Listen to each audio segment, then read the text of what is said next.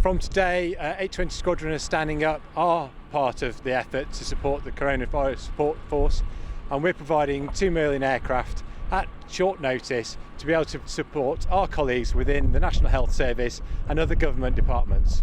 We're very fortunate here to have a highly skilled team and a very versatile aircraft, and whilst our normal role will be in supporting the Queen Elizabeth class carriers, both Queen Elizabeth and Prince of Wales, with our expertise in anti-submarine warfare, because of the versatility of the aircraft, we can utilise that right now to support in passenger, patient transfer, our stores transfer around the southwest, out to the islands, out to the Channel Islands, and also any shipping that requires that support. And we're standing by as part of that national effort from here at 820 Squadron and across Culdrose. It's a real team effort for us here, not only in terms of getting the aircraft ready and the crews ready, but also supporting logistically across the station, providing that air traffic control, providing that meteorological information so that we can operate 24 hours a day.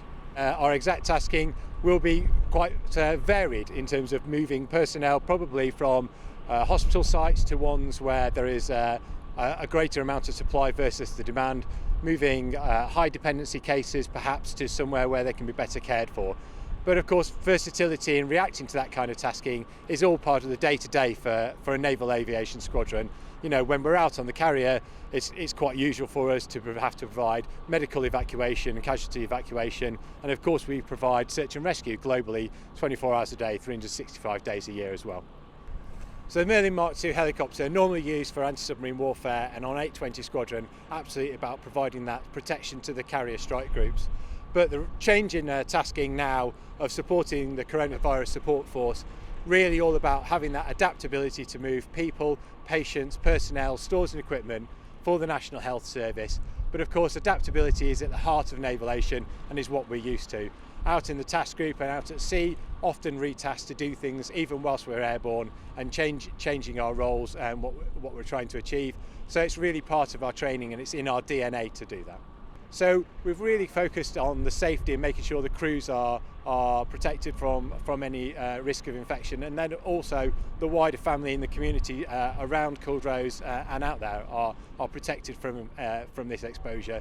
We're following clinical guidelines and medical guidelines for how we isolate patients in the back of the aircraft, and also how we go through decontamination procedures within the aircraft and limiting the exposure to certain parts of the aircraft.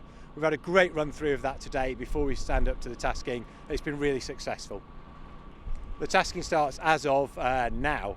We have now declared ourselves live and declared ourselves to the Aviation Task Force, which is effectively that countrywide effort from all the way up in Scotland, all the way down to ourselves down here in the southwest, being provided across defence.